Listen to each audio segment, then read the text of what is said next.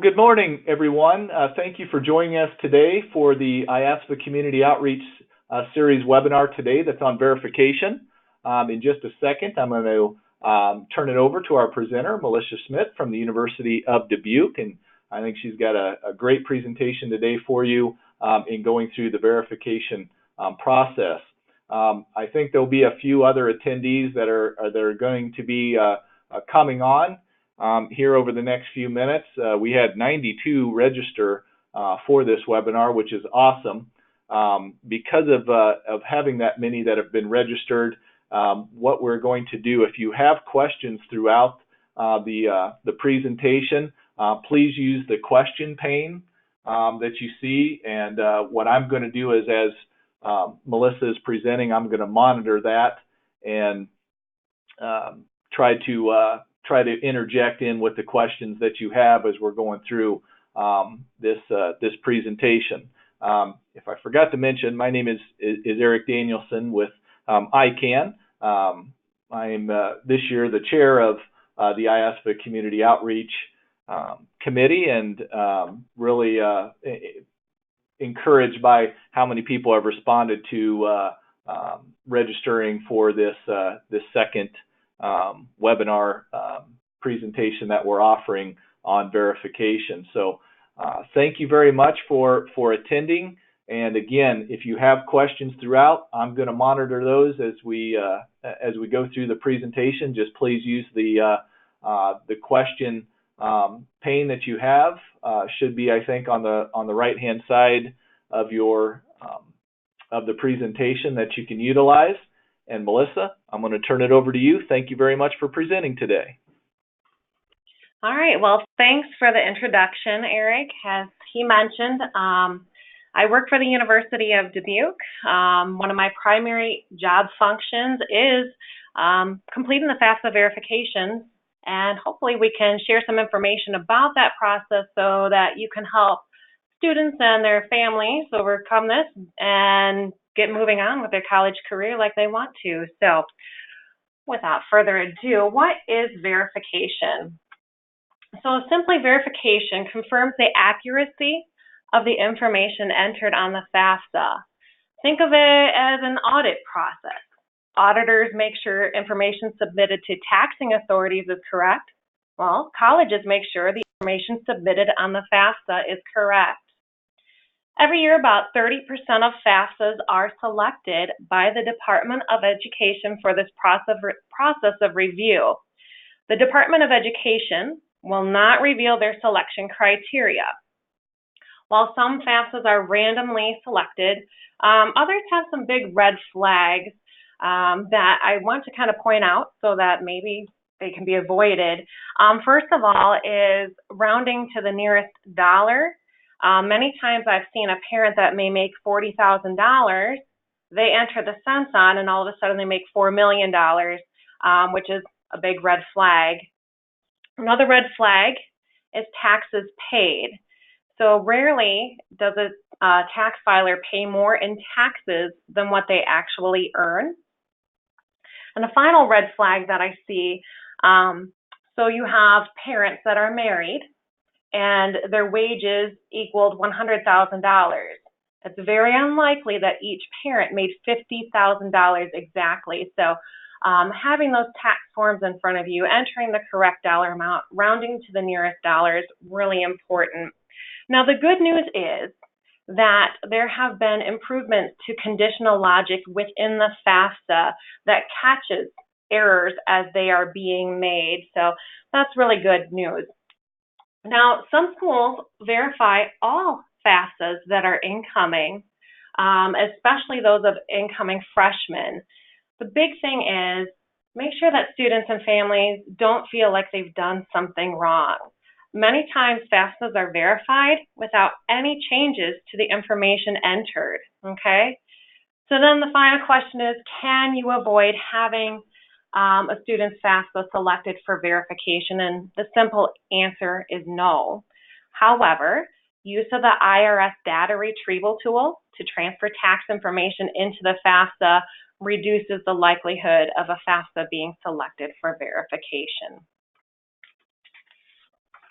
So how does a student know if their FAFSA has been selected for verification? The first way they'll know is because on their student aid report, which we refer to as a SAR. A SAR is a summary of the information entered on the FAFSA. It's usually submitted via email to the student about 3 days after the FAFSA is submitted. Another way a student would know if their FAFSA has been selected for verification is because their school will notify them. Here at the University of Dubuque, we notify students via email. Our first year students will notify via postal mail. I would assume many schools are the same. However, we're also seeing a lot of schools starting to use online portals to notify students of documents that need to be completed. So the student does need to be vigilant about, if their FAFSA is selected for verification. Now, if the student has applied to multiple schools, the student will be required to complete FAFSA verification with each of the schools. When and why should the verification process be completed? The University of Dubuque is pretty lenient when it comes to deadlines, though we have them. Other schools are not so generous. So if the verification process is not completed by the deadline, financial aid could be impacted. So it's very important that the process be started right away. Especially we see this when a student or their parent needs to get documents from the IRS. We see a lot of delays with those sort of items. And then as stated previously, make sure students and their families realize that they shouldn't feel like they've done something wrong. Even if the FAFSA verification process finds that some information was entered incorrectly, we're not going to send a SWAT team over to your home. Most errors are made unknowingly. So just getting those documents done as soon as possible should alleviate any problems or issues with any financial aid. So what documents need to be provided to clear up the FAFSA verification process? Well, the first item is the school most likely will have a proprietary form that they'll use. The student will enter information about themselves, their household, and the household's income, okay? So the first bullet point is the school form. It may be a long form. They may give you a series of small, short forms, but you'll have to complete the forms that the school gives. And the second area is tax documents. And that's what the majority of our presentation today is going to focus on, is how do we give the tax information to the school in a way that's appropriate, that clears up the verification process. So for tax documents, if a person files taxes, we're going to go over in very great detail how to use the IRS data retrieval tool in the FAFSA. If a parent or a student is unable to use the data retrieval tool, how to get a tax return transcript, which is a document from the IRS. Another thing a tax filer may be able to provide in limited circumstances is a signed copy of their federal tax return. Non-tax filers, so let's say you have a student that works at the grocery store. He doesn't earn enough to be required to file taxes, so that student may be required to submit a copy of that W-2. Again, we'll go into a little bit more detail about what if that student lost that W-2 and how to get that. And then non-tax filers may also need to provide a verification of non-filing letter. And again, we'll go over the details on that later on in this presentation. The third or final point on the is other tax or legal documents determined by the school. There are certain data elements that we are required to verify. Some schools will verify all information entered on the FAFSA. So if the school is asking for the documents, you'll want to supply those documents required to resolve any sort of information that's entered on that FAFSA. So if a person is a tax filer, the best way to get that information to the school is by use of the data retrieval tool in the FAFSA. Many colleges and universities have YouTube videos on how to use the data retrieval tool, or they'll have detailed instructions on their website about using it. Now, in order to be using the IRS data retrieval tool, a person needs to have filed taxes.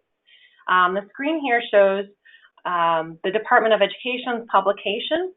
There is a link on the bottom there, so you can use that and give that to your students and their families about how to use the IRS data retrieval tool. Now, not everyone will be able to use the IRS data retrieval tool. People that won't be able to use it would be parents who are married, but they file their taxes as married filing separately.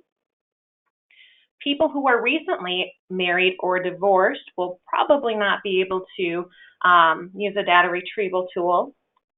People who recently filed their taxes, and I believe the time frame is about 4 to 6 weeks after taxes are submitted, that the data retrieval tool will become available for use.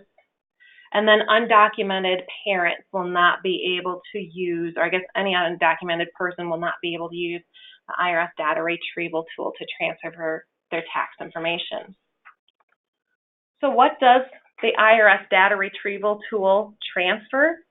On the screen here, you'll see the information that is transferred from the IRS's website into the student's FAFSA. You'll notice at the bottom of the left-hand column, I have an asterisk following income earned from work.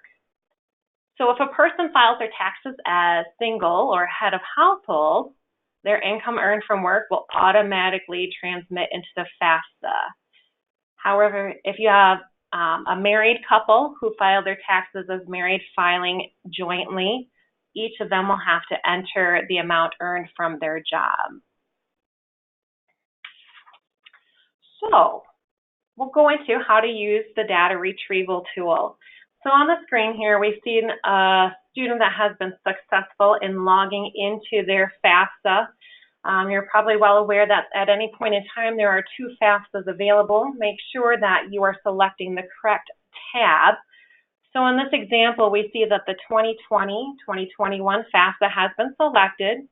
The application has been submitted, but either the student or parent wants to go in and use the data retrieval tool to transfer their tax information. So there's a blue hyperlink right next to the red arrow that says Make FAFSA Corrections. They would click on that and they would enter into the FAFSA area. If we look at the top of the screen, there are a bunch of tabs. We have Parent Financial and Student Financials. So the use of the data retrieval tool will be the same no matter if you are the parent or if you are the student. In this example, we see on the screen that in 2018, the student already completed their tax return, that they filed a 1040, and that their tax filing status is single. At this point, the student would click the Link to IRS button. Now you're going to get a whole bunch of screens. We're just going to keep on clicking through them until we get to the IRS's web page. So the student would click on Proceed to IRS Site, click on OK, so you can leave the page, click OK to accept the terms of use, and this is the screen that you'll see. Part of the information on the screen will be filled out. The other part the student will need to complete. So the first name, last name, social security number, date of birth, and tax filing status all come from the FAFSA. The area in the red box is not completed with exception of the country. The street address that's entered on here needs to match the 2018 tax return. If the student or their family has moved since, they need to put the information exactly as it appears on their 2018 tax return. This can't be emphasized enough. Street, a lot of times, is abbreviated ST. Road is abbreviated RD many times. Apartment numbers cause a lot of snags with using the IRS data retrieval tool because sometimes tax preparers include the apartment number on the street address line. Other times it's included in the data field on the tax form. The big thing is you'll want to type it in exactly as it is on that tax return for 2018. So here in this example, we have the street address entered. The country was already pre-filled, the city was entered, the state, and the zip code. So once that's completed, the student would hit submit. Now this screen is one that the student does not want to see. It's saying that the IRS couldn't find the information that they were looking for. So the student will have the opportunity to go back into using or entering the address again, and which is really nice because years ago, after a couple of attempts, it would kick you out.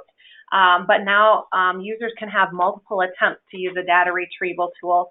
Sometimes it works, sometimes it doesn't, but we've seen a lot more success with it over the years. So this is a screen that a person actually wants to see. It's saying that the IRS found the information in their records and that we have the opportunity now to transfer it back into the FAFSA.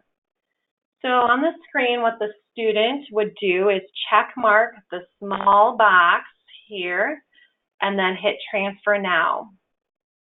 The screen is going to go from the IRS web page back into the FAFSA, and for a short moment, it's going to appear like the FAFSA is frozen and that it's not working, but it's actually transmitting the data during that time. So I usually tell students just be patient while it's transferring it, and then this is the screen that you want to see. Just recently, with the use of the data retrieval tool, rather than displaying dollar amounts, the IRS is showing that it's transferred from the IRS, and that's just for security purposes that the information is not shown there. The schools, the colleges will eventually see that information, but for security purposes, that's not displayed to the student or to the parent. So after the student and the parent have used the data retrieval tool, make sure that the FAFSA is signed again and submitted it, and that sends it to the school. Again, if you're using the data retrieval tool to transmit your tax information, that's great, but you'll also have to complete the school's form to complete the verification process as well. So what happens if you aren't able to use the data retrieval tool? Well, you'll need to provide tax information to the school in another way. So here on the screen is the IRS's website. And what we're going to show you are instructions as to how to get a tax return transcript. A tax transcript is a free document from the IRS, and it contains the same information that's found on a person's 1040. Now, there are a couple of types of transcripts. For FAFSA verification, we want the return transcript. Other transcripts have valuable information, but not all of the required information that we as financial aid administrators need to complete the FAFSA verification process. So you'll notice on bullet point 4 there, we want that return transcript. So to get a tax return transcript, a person would go to the IRS's website, which is www.irs.gov. On that main web page, you'll click on Get Your Tax Record, and you'll get the screen that you see here. There are a couple of ways that you can get a tax return transcript. You can get your request online, or you can get it by mail. Getting your transcript by mail is by far the easiest because a person will enter their social security number, date of birth, street address, and zip code. And as long as that information matches, you'll be able to order a return transcript for 2018. I've done this myself. I've gotten it within 2 days, up to 3 weeks, but it'll arrive in the postal mail. So it's a super easy way to do it. The fastest way to get a transcript, though, is by requesting your transcript online. Many students, though, are unable to get their transcript online because, in addition to having a cell phone or a mobile phone in the student's name, they also need to have a personal account number from a credit card, a mortgage, home equity loan, home equity line of credit, or a car loan, which a lot of students don't have those. So that does, it's nice because it's instantaneous. So we see most success with using that with parents. With either of these, when the transcripts arrive, or whether you're getting it online or by postal mail, you'll notice that the IRS no longer prints full names of the taxpayers, and they no longer print the full Social Security number. So I always emphasize that you write any documents that are going into a college or a university that the student's name be written at the top of the document. So that just make sure that the document isn't lost and that it actually goes with those verification documents. That said, I also want to interject a point here, undocumented parents. So undocumented parents will not be able to use the IRS data retrieval tool, but as long as they have a taxpayer identification number, they should be able to request a transcript.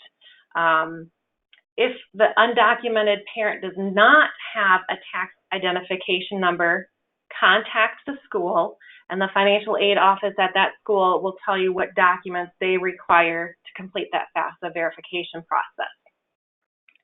Okay, so what to do if you can't get your transcript online, or let's say the information didn't match, so you can't get it by mail. There are other ways to get a tax return transcript. That is by using Form 4506 forms. IRS has a series of 4506 forms. The Form 4506T-EZ that we're viewing right now, notice at the top where it has the name, the Individual Tax Return Transcript. This form can only be used to obtain a tax return transcript, okay?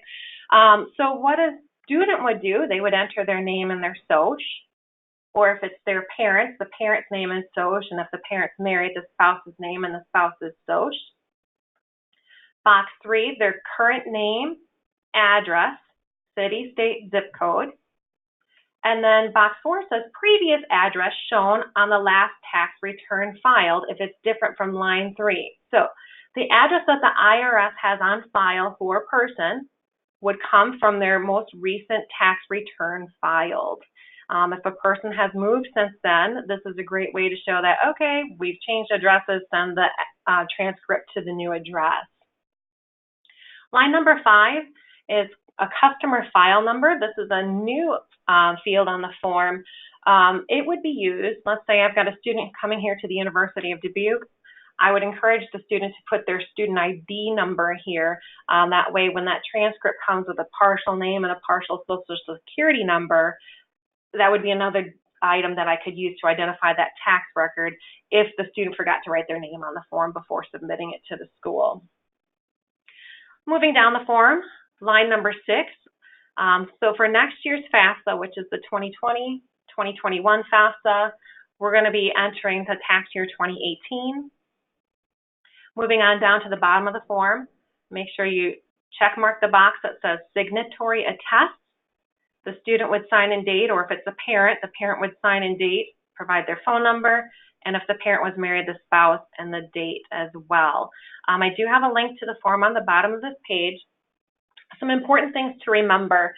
There are no erasures, no scratch outs, or use of whiteout on these forms.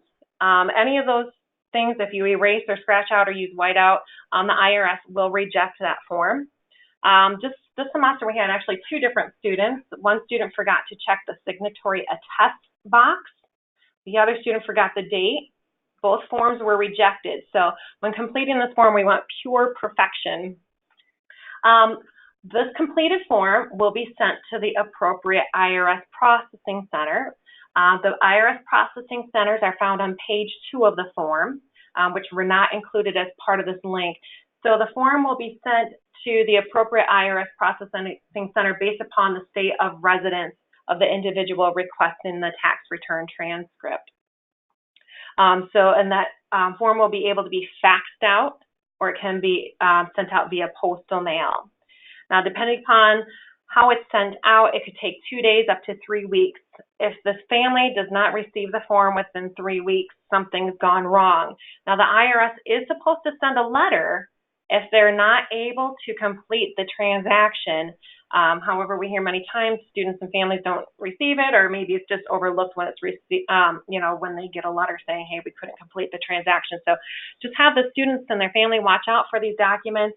It comes in a standard size envelope. It's a white envelope. It'll say Internal Revenue Service, so a pretty ordinary looking envelope. Just be on the lookout for that document to arrive in the mail. Another way that a person can request a tax return transcript is through use of the Form 4506T. The one that we were looking at before was an EZ, and it could only be used for a return transcript. This document here, a person can request lots of transcripts, and we'll kind of go over those throughout this presentation here. So the top of the form is the same as the 4506T-EZ. So you'll see that we have box 1 where you have the taxpayer's name and SOCH. If it is a married person, so such as the parents' name and SOCH, the spouse's name and SOCH, the current address, city, state, zip, previous address if it's shown on the last, if it's different than the one shown on the last return, and then we have this student ID number, or you can just leave that field blank. So you'll see we have 6, 7, and 8. We're going to request a tax return transcript. So we're going to, you're going to have a form 1040. On line 6 here, you'll enter 1040, and you'll see that 6A is for a return transcript. So you'll check the box for its return transcript. Then moving down to number 9, you'll enter the year. So the full date, So everything is going to be December 31st. Next year's FAFSA is looking at 2018, so you'll enter 2018. Now, because of the size of the screen here, I did not include the signature area, but those will have to be completed. And then the completed form will be faxed or mailed to the appropriate IRS processing center, depending upon where the student or their parent filed taxes. And the document should arrive by postal mail within 3 weeks. There is one final way that a person can get their tax return transcript, and it is by requesting a transcript from the IRS by calling this 800 number. It's an automated system. The letter will be sent by postal mail to the address on record. And again, before submitting any documents to the student's college or university, that the student's name is written on the top of each document. What to do if all else fails? Contact the financial aid office. There are different documents that we can use to get through some of these things if a person is not able to get their tax information. If necessary, and we want this to be an absolute last resort, the taxpayer may need to make an appointment with their local IRS office to get the documents that are needed.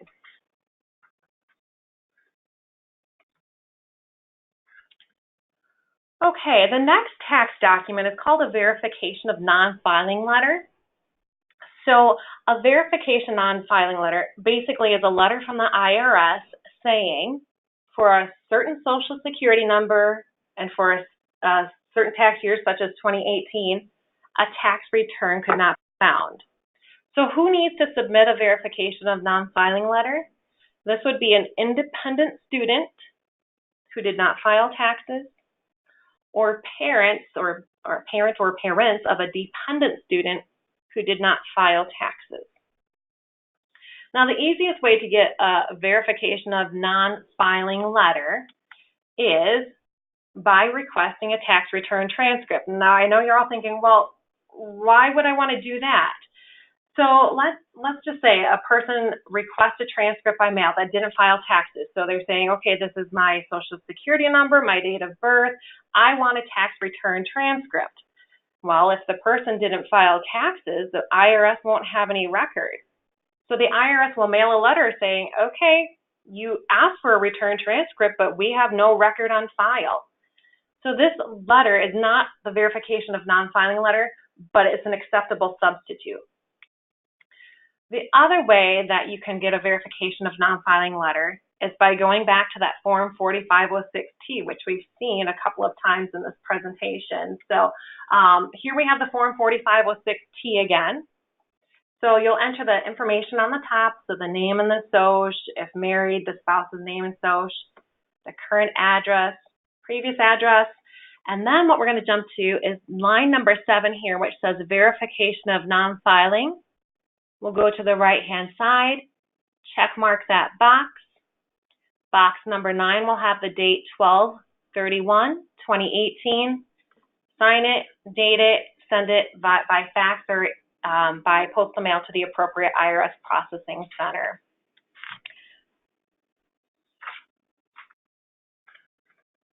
Other tax documents to complete verification. So Form 1040 and applicable schedules. I left this purposely to the end because the Department of Education has kind of been hot and cold with this, meaning some years we can take the Form 1040 for verification and other years we cannot, okay? So if it's one of those years where it's acceptable, the taxpayer will need to place a manual or a handwritten signature on the Form 1040 for it to be acceptable for FAFSA verification process to be completed.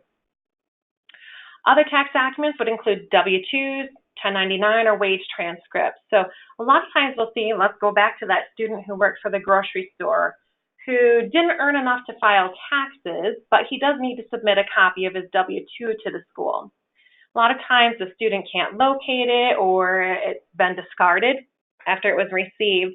So the student can go back to the grocery store and ask for a copy of his W-2, even if he no longer works for that business, okay?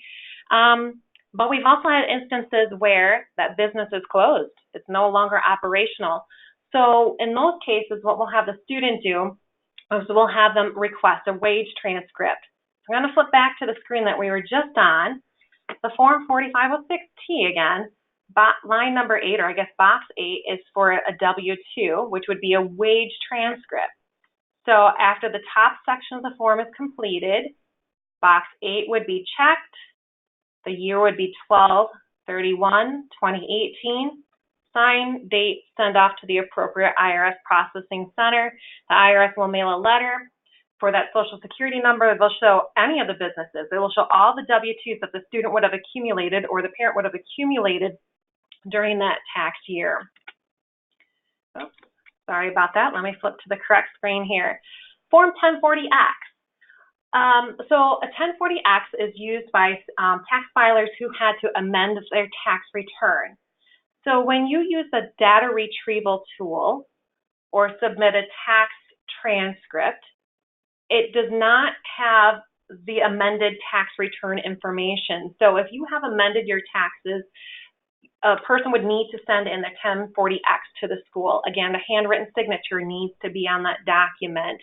The financial aid office will be able to interpret the information on that 1040X to see if it made changes to any of the data that were required to verify for FAFSA verification.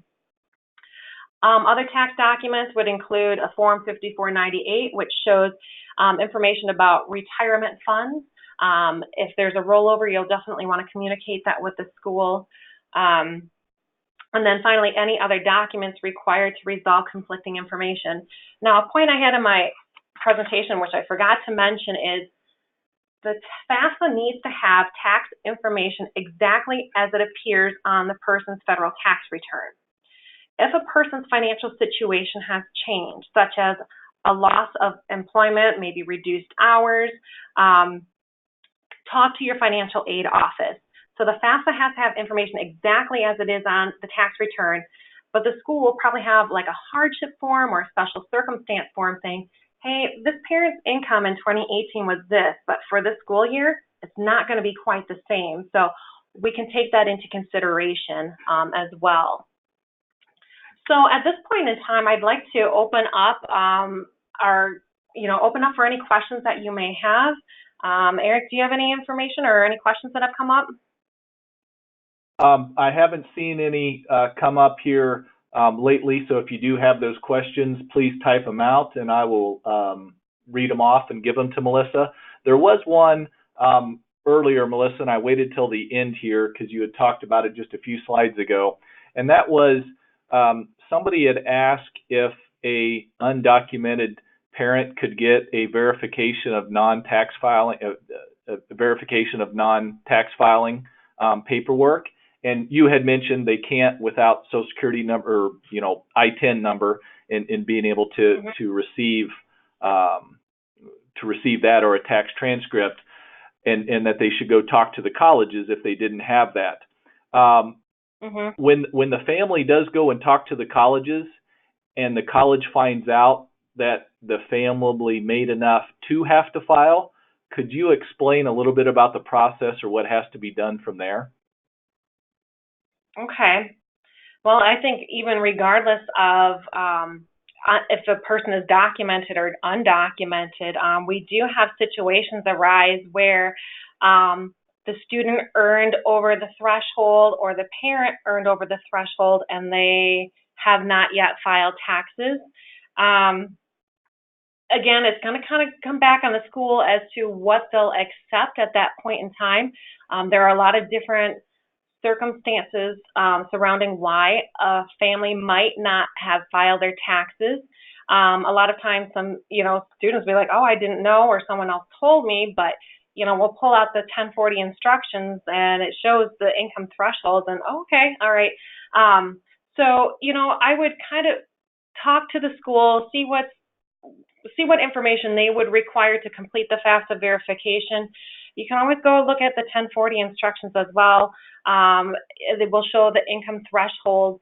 But like I said, there are sometimes very complicated situations why a person might have not filed their taxes. And we do have some gray areas that we can work through. It's a very individualized situation. So that's where we'll work with the student and the family to determine what documents are going to be necessary to complete that verification process so that we can get the student registered and get financial aid awarded.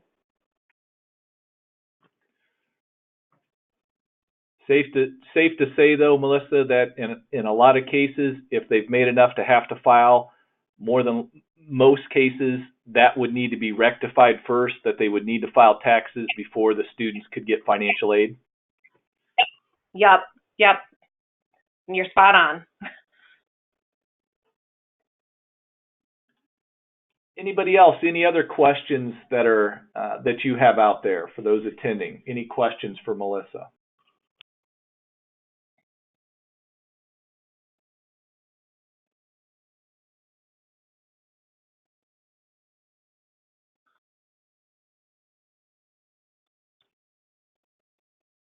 I'm just trying to take a look here to see if there is any, Melissa. I don't know of. I don't see any right now that people are putting down. Okay. I do want to let everyone know that we've recorded this webinar and we will have it available. I'm going to be sending out information on the different admission and financial aid and high school counselor listservs, and getting that information out to anyone who was able to attend. But I know for some of you might have gotten distracted questions when you're at work and might not have been able to see it all, so you can see it. Or anybody that did not sign up wasn't able to make it for this time frame today, but would like to see the webinar. We have recorded this and it will be available later on to be viewed. Melissa do have one question here from Jill. Sure. It said, Melissa, you did mention that if they are selected for verification at one institution, they should be selected at all others they may have been admitted to, right? Correct. This is something that's the Department of Education marks that FAFSA that it's selected for verification. So let's say the student has applied to 3 schools. They're uncertain which one they want to go to. Most times they'll want to complete that verification process because I'd say most schools won't give a financial aid offer until they know that the information on the FAFSA is correct. So they will be doing verification with each school. The documents requested should be pretty much, very similar. So if the student didn't file taxes, but they earned wages, their W-2s, and then the parents' taxes, and then any form the school might have that they use to complete verification to know about the household and the household's income. So like I said, similarity in the tax documents required. You may find slight differences between one school and the next, but yeah, it would have to be completed with each school.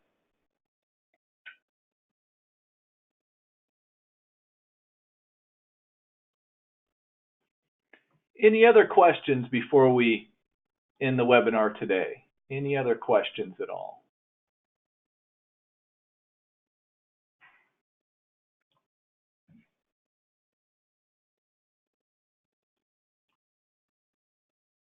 Okay, well, I'm not seeing any other questions now, but as you see Melissa's contact information up there, please don't hesitate to reach out to her if you do have any questions.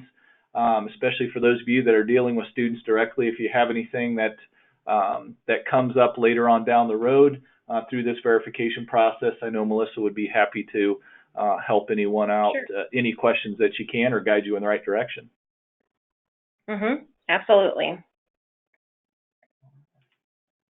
All right. Well, I think then we're going to go ahead and end the webinar now. Melissa, thank you very much for the great information that you shared today. Really appreciate it. To everyone that attended the webinar, thank you very much for coming on today with us. And again, we've recorded this and we'll be getting out information to everyone to be able to view it later, whether or not you want to see it again or you know some that couldn't attend today. Let them know that we'll get this information out. So thanks again, everyone. Have a great rest of the week and a great holiday season coming up here. And thanks again for attending.